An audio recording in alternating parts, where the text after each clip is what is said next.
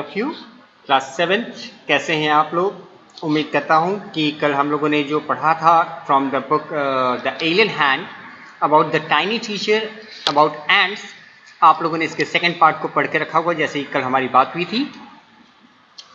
तो शुरू करते हैं आज हम अपना सेकंड पार्ट। इस सेकंड पार्ट में हम लाइन बाय लाइन फिर से पढ़ना शुरू करेंगे और देखते हैं सेकंड पार्ट में क्या है। The queen is the mother of the entire population of the colony.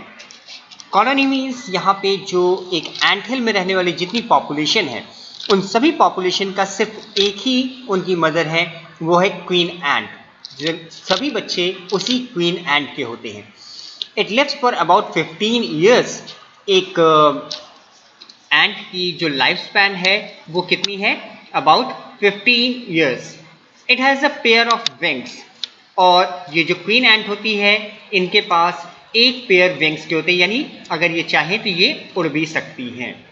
आप लोगों ने कभी कभी देखा होगा बरसात के सीजन में थोड़ा पहले कुछ चींटियां उड़ती है, but bytes them of after it's wedding flight. और ये जो वेडिंग फ्लाइट है, अब आप सोच रहे होंगे ये वेडिंग फ्लाइट क्या है। द मेटिंग सीजन, इस मेटिंग सीजन के बाद ये अपने ही पंखों को कुतर डालती है।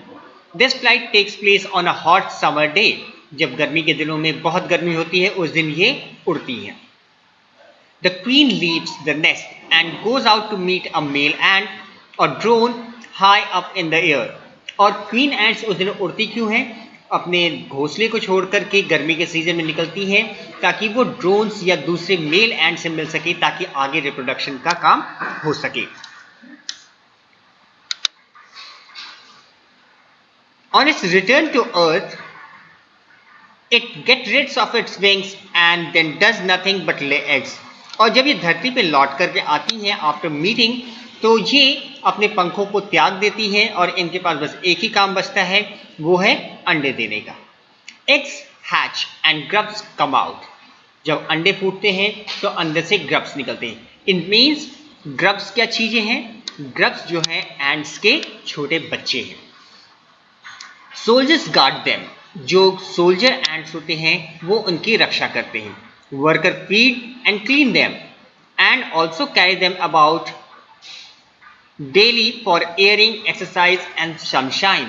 और जो वर्कर एंड्स हैं वो उनको खाना खिलाना, उनकी साफ सफाई का काम करना और रोज उनको बाहर हवा खिलाने के लिए, एक्सरसाइज कराने के लिए, धूप दिखाने के लिए वो उनको बाहर ले जाती है। जैसे घर पे कई बार हम लोग अपने बाई रखते हैं जो बच्चों की मदद करते हैं।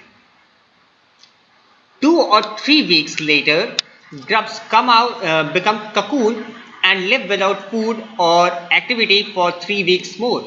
जब 2 या 3 हफ्ते गुजर जाते हैं तो उसके बाद ये जो ग्रब्स हैं इनको ककून कहते हैं।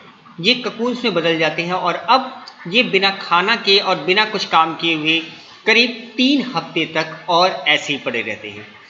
Then cocoons break and a perfect ant appear. और उसके बाद ककून्स फटते हैं और उसके अंदर से एक परफेक्ट एंट, यानी जिनके पूरे पैर हों, एंटीना हो, यानी पूरी तरह से काम करने लायक ये तैयार होके बनते हैं। Now it's time for teaching and training. और अब इनके पढ़ने का और ट्रेनिंग का समय आता है। पढ़ने का मतलब इनकी बुक्स पढ़ने का नहीं, रियल लाइफ की training. New ants learn their duties from ants and workers, soldiers, builder, cleaner, etc. और जो नई छोटी छोटी चींटियां होती हैं इनको अलग अलग ग्रुप में ट्रेनिंग दी जाती है। इनमें से कुछ वर्कर्स बनते हैं, कुछ सोल्जर्स बनते हैं, कुछ बिल्डर्स बनते हैं, यानी जो इनका नेस्ट बनेगा वो बनाने वाला, कुछ क्लीनर्स का काम सीखते हैं। After a few weeks training, the small ants are ready to go out into the big world of work.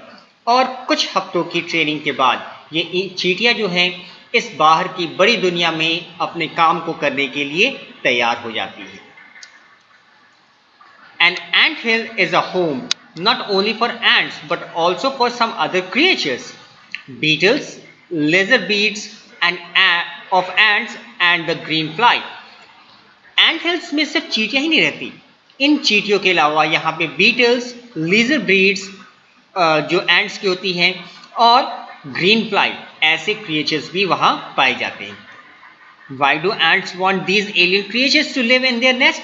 अब आखिर सवाल ये उठता है कि ये एंड्स जो है इन अजनबी कीड़ों को अपने घर पर क्यों रखती हैं। फॉर सेवरल रीजंस, कई कारण हैं। Some give off smell pleasant to the ant senses, others give sweet juices, and some are just pets or playthings like cat and dogs to human beings. ये इनके लिए अलग अलग काम करती है, जैसे कुछ की गंध, यहाँ कुछ की गंध जो कि चींटियों को पसंद आती हैं इसके लिए रखती हैं। कुछ चींटियाँ जो हैं इनको स्वीट जूसेस देती हैं, और कुछ को ये सिर्फ अपने खेलने खिलौने की तरह, जिस तरह से हम अपने घर में कुत्ते बिल्ली या फिर रैबिट वगैरह रखते हैं, इस टाइप से इनको रख ली जाती है। The green fly is the ants cow, और जो ग्रीन फ्लाई है ये कह सकते हैं ये इन चींटियों की गाय की तरह है।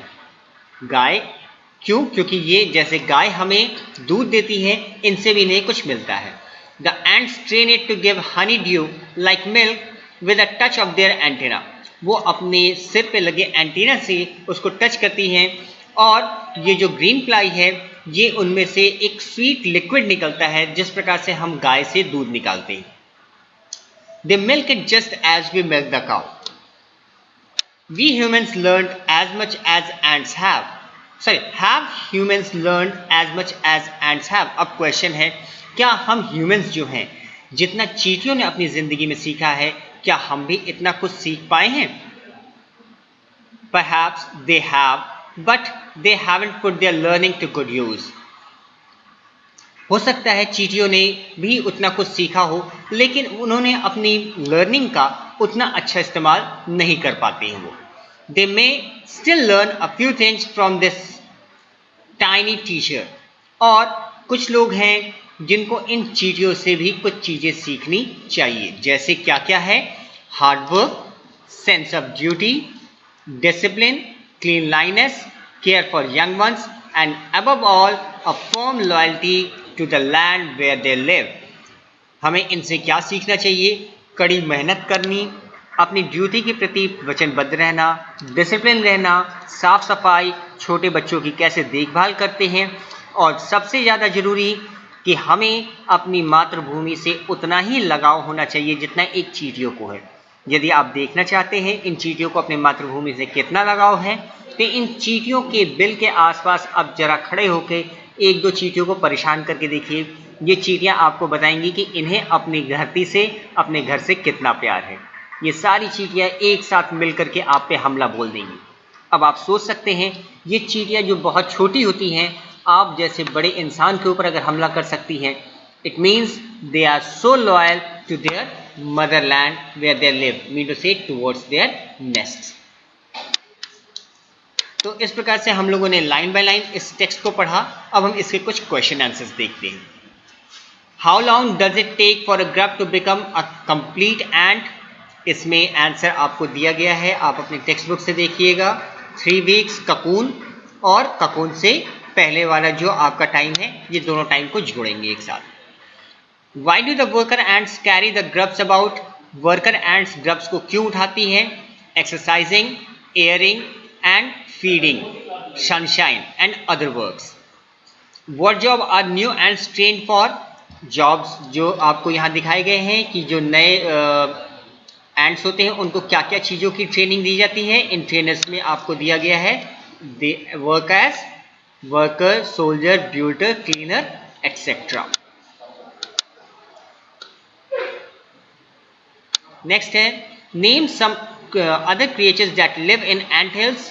ये आपको अभी अभी हमने पढ़ाया कि कुछ स्मेल के लिए रखे जाते हैं, कुछ हनी ड्यू लाइक मीठे तरल पदार्थ देते हैं। इनके नाम आपको लिखने हैं। 2-3 क्रिएचर्स कौन कौन से हैं। Mention 3 things we can learn from the tiny teacher, give reason for choosing these items. यहाँ पे आपके ये आइटम्स दिए हुए हैं, हमें इनसे क्या क्या सीखना चाहिए और क्यों, इस क्यों का जवाब आपको ढूंढना है। यहाँ आप देख सकते हैं मैंने हाईलाइट किया है, ये आपके लास्ट का आंसर है। तो इस प्रकार से आप अपने आंसर्स इसमें से कंप्लीट कर सकते हैं।